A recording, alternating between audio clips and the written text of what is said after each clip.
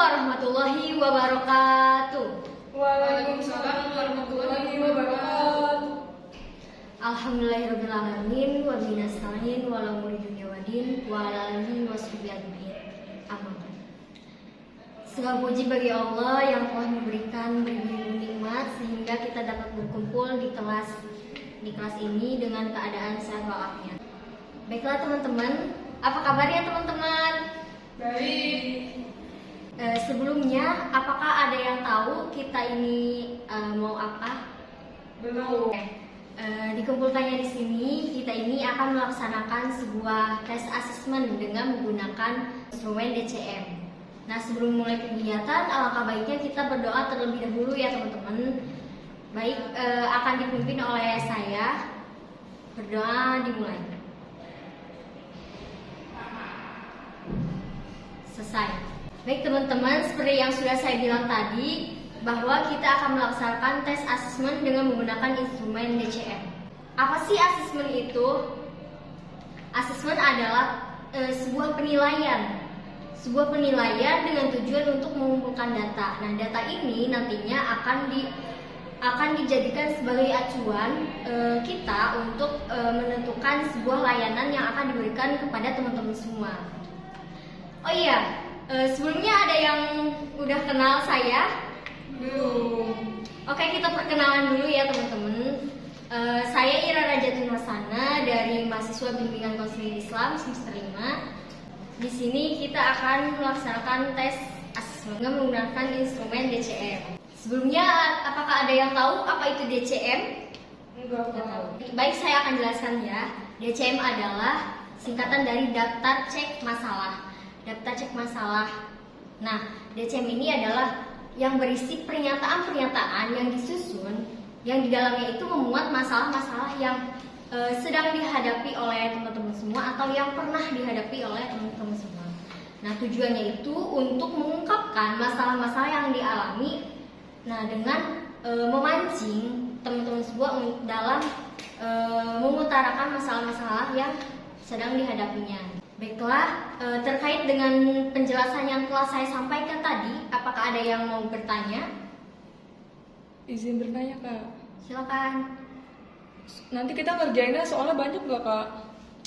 Nah, DCM ini berisi 100 item pernyataan, mulai dari kesehatan, masalah kehidupan ekonomi, masalah keluarga. Lembar DCM-nya akan saya bagikan, nanti teman-teman bisa baca sendiri. Apakah ada lagi yang mau ditanyakan? Cukup, Kak. Cukup. Baik, jika cukup, apakah teman-teman semua sudah siap untuk melaksanakan tes ini?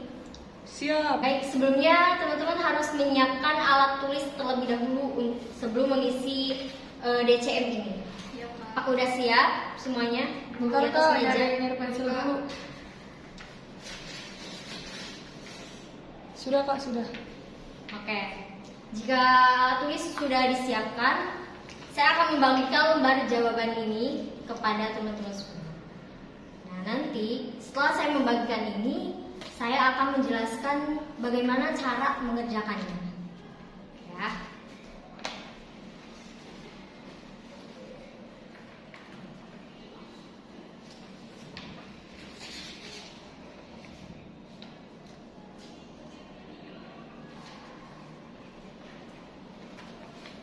Nah, semuanya sudah dapat semua kan lembar jawabannya?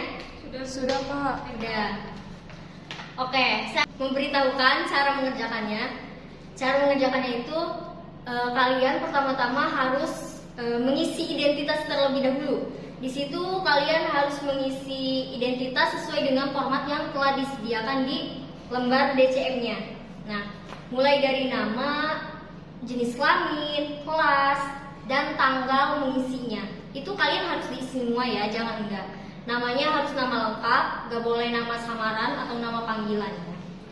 Jenis kelaminnya juga, kelasnya jangan lupa, dan tanggal mengisinya. Cara pengerjaannya, pertama kalian baca dulu item pernyataan yang ada di kertas itu.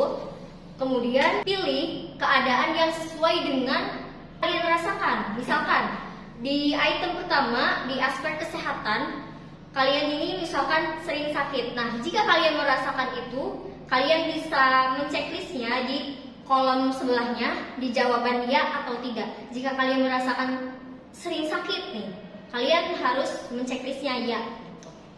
Dalam mengisi DCM ini, kalian tidak perlu khawatir data kalian tersebar kemana-mana ya, karena ini akan dijamin kerahasiaannya. Baiklah, terkait dengan penjelasan yang sudah saya jelaskan tadi, apakah ada yang kurang paham? Apakah ada yang mau menanyakan? Sudah paham, Kak? Sudah paham. Identitas juga sudah diisikan ya? Sudah. Sudah, oke baik. Jika sudah semuanya, kita akan segera memulai tesnya ya, dengan waktu 40 menit. 40 menit dimulai dari sekarang.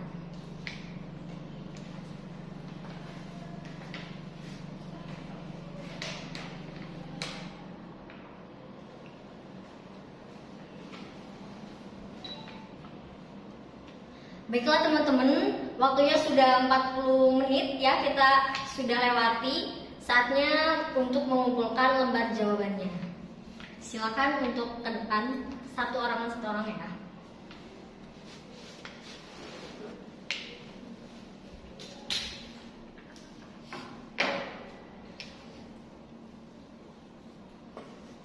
Oke, sudah semua ya teman-teman? Sudah, Kak. Nah, tes DCM ini nantinya akan digunakan sebagai acuan kita untuk memberikan layanan kepada teman-teman semua. Nah, tes DCM ini nanti akan saya olah terlebih dahulu dalam waktu seminggu. Nanti kita akan bertemu lagi seminggu ke depan ya teman-teman, untuk menyampaikan hasil dari tes ini. Oke teman-teman, terima kasih telah mengikuti tes DCM ini dengan baik. Mohon maaf apabila ada tutur kata yang salah dari saya. Nanti kita akan bertemu lagi di minggu yang akan datang untuk menyampaikan hasil dari tes ini ya teman-teman. Cukup sekian dari saya. Mohon maaf apabila ada kesalahan. Wassalamualaikum warahmatullahi wabarakatuh. Waalaikumsalam warahmatullahi wabarakatuh.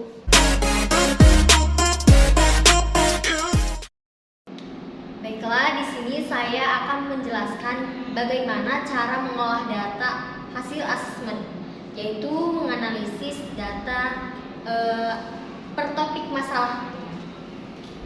Analisis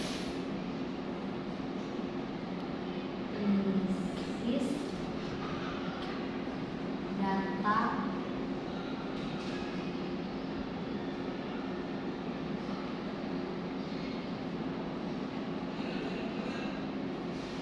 data per topik masalah. Di sini kita menggunakan rumus RM dikali MN per N dikali M. Nah, ini adalah rumus dari analisis data per topik masalah, yaitu NM per N dikali MN per M. NM itu adalah jumlah item yang paling bermasalah. Nah, kemudian MN adalah jumlah responden yang memilih NM ini. Nah, selanjutnya N itu jumlah item per aspek kan. Kemudian M adalah responden. Baiklah, di sini saya akan menghitung per topik masalah. Topik yang pertama, topik aspek kesehatan dulu ya. Kita hitung NM dikali MN per N kali M. NM di aspek kesehatan itu didapat 2. MN-nya juga 7 dan M-nya 5 responden dari 5 responden. Kemudian dikali dengan 5, M-nya 5.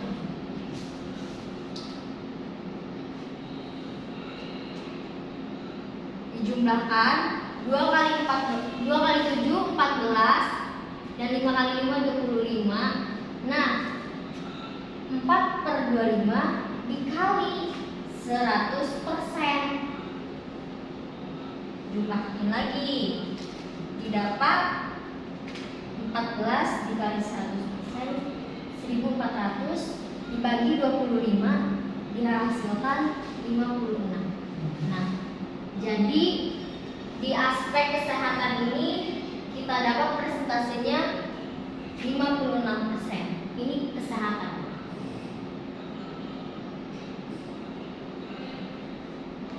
Selanjutnya kita beralih ke aspek ekonomi. Sama seperti rumus di atas, memakai rumus ini di aspek ekonomi itu NM-nya dapat 1, kemudian MN-nya 8, N-nya sama 5 dari 5 responden, dan M-nya juga 5. Dijumlahin 8 per 25 kali 100%. Jumlahin, jadinya langsung aja mendapatkan 32%. Nah, untuk aspek ekonomi itu didapatkan presentasi sebesar 32%. Ini aspek ekonomi. Selanjutnya kita akan menghitung di aspek rekreasi dan hobi ya. Rumusnya masih sama. Di rekreasi dan hobi itu NM-nya 1 dikali 3 per N-nya masih sama 5 dari 5 responden, kemudian M-nya juga 5 dari jumlah item per aspek.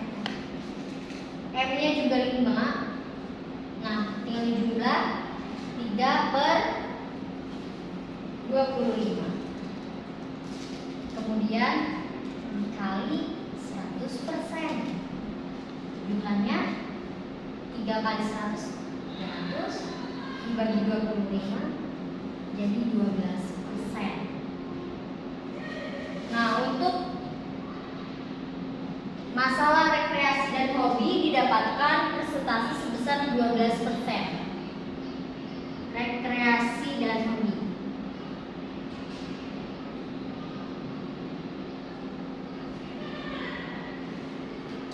dapat 12%. Baiklah, untuk aspek selanjutnya kita akan menghitung aspek kehidupan sosial. Di kehidupan sosial, NM-nya itu didapat 1, kemudian MN-nya adalah 9 per masih sama 5 kali 5 dijumlahin 9 per 25 dikali 100%. Jumlahkan, didapat 36%.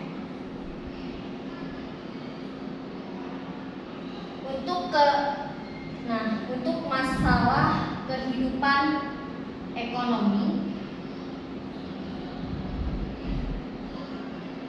untuk masalah kehidupan berorganisasi, kehidupan sosial dan organisasi.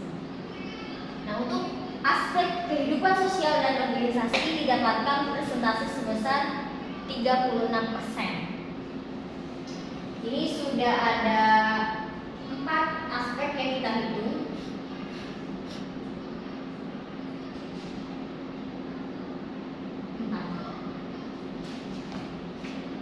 Baik, dilanjutkan untuk selanjutnya yaitu menghitung aspek agama dan moral. Agama dan moral, NM-nya itu 4, NM 4 dikali MN, dan MN-nya itu 5 ya, per N-nya sama 5 kali 5 dijumlahin 20 per 25 dikali 100%. Langsung saja didapat berapa persen? 80%. Nah, untuk aspek agama dan moral ini cukup tinggi ya, didapatkan persentase sebesar 80%. Ini untuk aspek agama dan moral.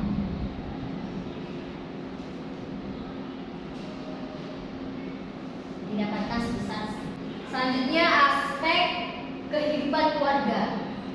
Aspek kehidupan keluarga. Untuk aspek kehidupan keluarga ini NM-nya itu 1, NM 1 ya. Dan MN-nya itu 6 per 5 kali 5. 6 per 25 dikali 100%. Maka didapatkan 26%. Nah, untuk aspek kehidupan keluarga ini kita dapat persentasenya 26%.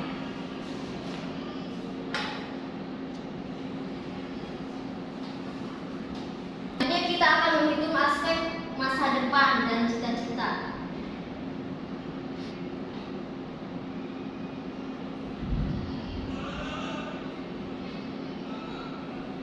RM-nya itu sebesar 2 dan MN-nya itu 8 per 5 kali 5. 2 kali 8 16 per 25 dikali, jangan lupa, 100%. Maka didapatkan hasil sebesar 64%. Nah, untuk aspek masa depan dan cita-cita itu didapatkan persentase sebesar 24%. Selanjutnya untuk masalah penyesuaian terhadap lingkungan. Masalah penyesuaian terhadap lingkungan.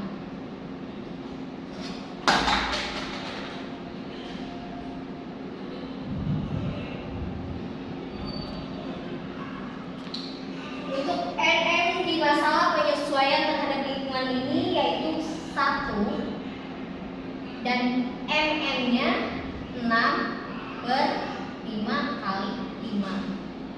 6 per 25 dikali 100%. Maka didapatkan persentase sebesar 24%. Nah, untuk masalah penyesuaian terhadap lingkungan kita mendapatkan persentase sebesar 24%.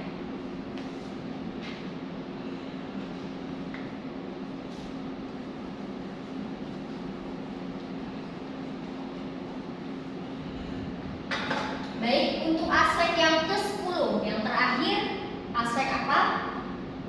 Masalah hubungan pribadi. Masalah hubungan pribadi. Hubungan pribadi.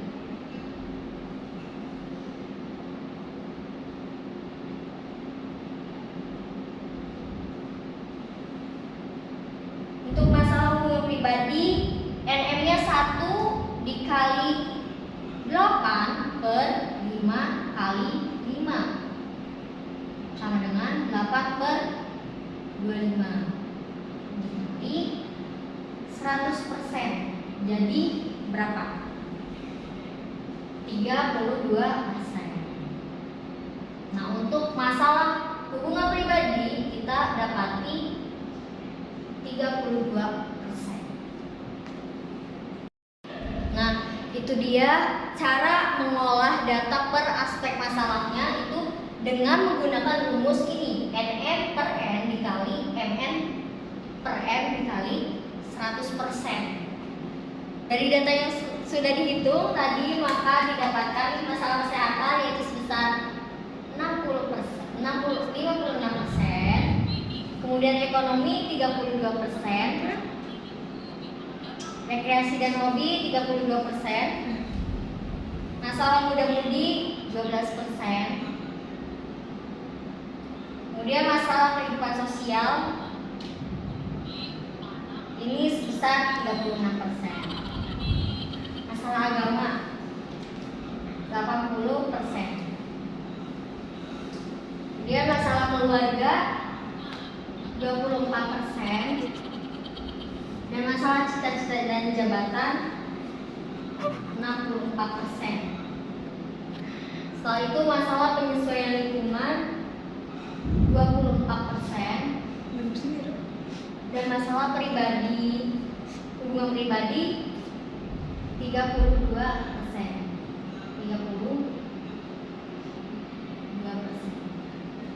Jadi berdasarkan data yang telah dihitung, itu data per topik masalah yang paling tinggi adalah masalah agama dan moral. Assalamualaikum warahmatullahi wabarakatuh. Waalaikumsalam warahmatullahi wabarakatuh. Apa kabarnya teman-teman? Baik. Baik, alhamdulillah kalau baik ya. Masih ingat sebelumnya sama saya? Masih Kak. Siapa? Kak Ira. Oke. Di minggu lalu kita sudah bertemu dan sudah melaksanakan tes DCM ya teman-teman. Nah hari ini saya akan menyampaikan hasil dari tes DCM yang telah teman-teman lakukan. Nah berikut hasil analisisnya. Hasil analisis per aspek masalah pada DCM yang telah diisi oleh teman-teman semua. Nah, pada aspek pertama yaitu di sini ada 10 aspek, mulai dari aspek kesehatan, masalah ekonomi, masalah rekreasi dan hobi, masalah muda-mudi, masalah kehidupan sosial dan organisasi, masalah agama dan moral, masalah kehidupan keluarga, masalah masa depan dan cita-cita jabatan dan pendidikan, kemudian masalah penyesuaian terhadap lingkungan, dan yang terakhir masalah hubungan pribadi. Nah, ke-10 aspek ini dia hasilnya. Aspek pertama aspek kesehatan. Di aspek kesehatan itu didapatkan hasil persentasenya itu 56% dari semua individu yang mengisi di aspek kesehatan ini. Nah, aspek kesehatan ini dihasilkan 56% dengan predikat E. Predikatnya itu keterangannya kurang sekali, jadi ini bermasalah ya. Nah, yang kedua adalah aspek ekonomi. Di aspek ekonomi ini didapatkan hasil 32% dari semua yang mengisi. 32% ini masuk ke predikat D, kurang. Nah, kemudian masuk ke aspek masalah rekreasi dan hobi. Di masalah aspek rekreasi dan hobi ini juga didapatkan 32% dengan predikat D, yaitu kurang juga. Nah, selanjutnya adalah ada masalah muda-mudi. Nah, di aspek masalah muda-mudi ini didapatkan hasil 12%. Nah, 12% ini masuk ke predikat C, yaitu cukup bermasalah. Selanjutnya adalah masalah kehidupan sosial dan organisasi. Nah, di sini didapatkan hasil 36% dengan predikat D, yaitu kurang. Nah, selanjutnya ada masalah agama dan moral. Di dalam aspek ini yaitu didapatkan hasil 80% dengan predikat E, kurang sekali. Jadi cukup bermasalah ya saat ini. Nah, selanjutnya adalah masalah kehidupan keluarga. Di masalah kehidupan keluarga ini didapatkan hasil 24% dengan predikat C, yaitu cukup bermasalah ya. Selanjutnya ada masalah masa depan dan cita-cita jabatan dan pendidikan. Nah, didapatkan hasil 64% dengan predikat E, yaitu kurang ya. Selanjutnya ada aspek masalah penyesuaian terhadap lingkungan. Nah, didapatkan hasilnya itu 24% dari semua yang mengisi. 24% ini dengan predikat C, cukup bermasalah. Selanjutnya yang terakhir adalah masalah hubungan pribadi. dengan predikat D yaitu kurang. Nah, ini adalah hasil dari keseluruhan item yang telah teman-teman isi. Nah, ini hasilnya. Nah, dari hasil analisis per aspek masalah ini didapatkan masalah yang tertinggi itu ada 3 masalah yang tertinggi ya didapatkan. Yang pertama adalah yang paling tertinggi aspek masalah agama dan moral, yaitu 80% yang predikat E, yaitu kurang sekali, sangat bermasalah. Yang kedua adalah aspek masalah masa depan dan cita-cita jabatan dan pendidikan, didapatkan 64% yang predikat E, kurang. Dan yang tiga bermasalah terakhir yaitu masalah kesehatan, dengan didapatkan presentasinya 56% yang predikat E. Dari ketiga presentasi yang paling tinggi yaitu 80% yaitu pada aspek masalah agama dan moral. Nah, dalam aspek ini nanti akan dibuatkan sebuah program yang nantinya akan diberikan kepada teman-teman semua yang bermasalah di aspek ini. Baiklah teman-teman, setelah kita melakukan asesmen dan diperoleh hasilnya, nah ini ada rencana program dari rencana operasional bimbingan dan konseling. Nah, program pertama itu adalah dari bidang agama. Tujuannya itu supaya klien menjadi pribadi yang religius. Komponen layanannya itu menggunakan layanan dasar dan strategi layanannya itu bimbingan kelompok. Untuk materinya yaitu pengetahuan dasar tentang agama. Adapun metodenya yaitu penyampaian materi dan tanya jawab. Di sini kita menggunakan PowerPoint, laptop dan proyektor. Itu untuk program yang pertama. Yang kedua adalah dalam bidang layanan pribadi. Tujuannya itu untuk klien bisa menyesuaikan antara pentingnya belajar dan hobi yang bermanfaat. Untuk komponen layanannya menggunakan layanan dasar, strateginya bimbingan kelompok, dan untuk materinya itu jadikan belajar sebagai aktivitas yang menyenangkan. Adapun untuk metodenya sama, penyampaian materi dan tanya jawab. Medianya pun kita menggunakan PowerPoint, laptop dan proyektor. Ketiga adalah bidang layanan pribadi. Nah, tujuan layanan ini klien bisa menjaga keseimbangan kesehatan tubuh. Jadi nanti kita supaya bisa menjaga kesehatan. Untuk komponennya menggunakan layanan informasi, strateginya bimbingan kelompok. Nah, untuk materinya pentingnya menjaga kesehatan diri.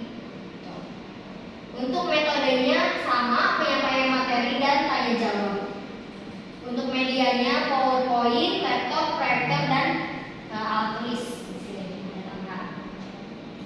Nah, selanjutnya adalah bidang layanan pribadi. Tujuan layanan ini yaitu untuk klien dapat memahami batasan-batasan dalam hubungan.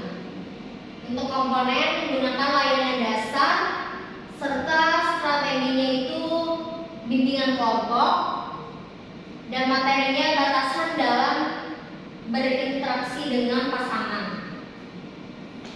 Untuk metodenya penyampaian materi dan tanya jawab, dan menggunakan media PowerPoint, laptop, dan proyektor. Baik, selanjutnya ada bidang layanan pribadi. Nah, tujuannya itu klien mendapat kepercayaan kembali. Jadi supaya teman-teman bisa percaya diri lebih positif lagi ya. Nah, komponen layanannya itu layanan dasar dan strateginya kita menggunakan bimbingan kelompok nih teman-teman. Nah, materinya adalah pentingnya menerapkan penilaian positif terhadap diri sendiri. Baik, selanjutnya ada bidang sosial. Tujuan dari diadakannya program di bidang sosial ini supaya klien dapat menumbuhkan semangat bersosialisasi dalam sosialisasi. Nah, komponennya menggunakan layanan responsif. Kita menggunakan konseling individual. Kemudian materinya itu pentingnya bersosialisasi antar sesama. Nah, ini sangat menarik ya teman-teman. Adapun metodenya dalam penyampaian materinya itu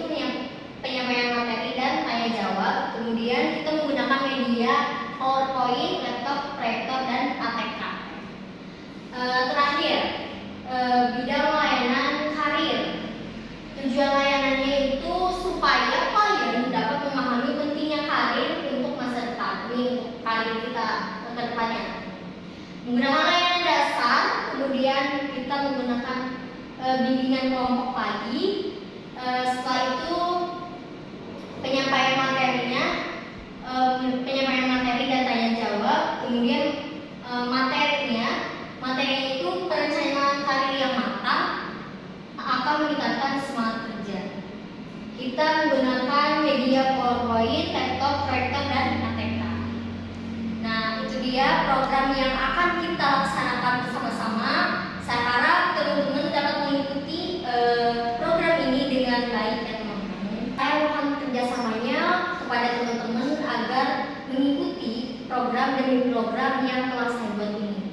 Nah, kemudian terima kasih kepada teman-teman semua yang telah mengikuti rangkaian demi rangkaian mulai dari asesmen, kemudian sampai ke program ini. Terima kasih telah meluangkan waktunya. Mohon maaf apabila ada kesalahan dari saya. Cukup sekian dari saya akhiri. Wassalamualaikum warahmatullahi wabarakatuh. Waalaikumsalam warahmatullahi wabarakatuh.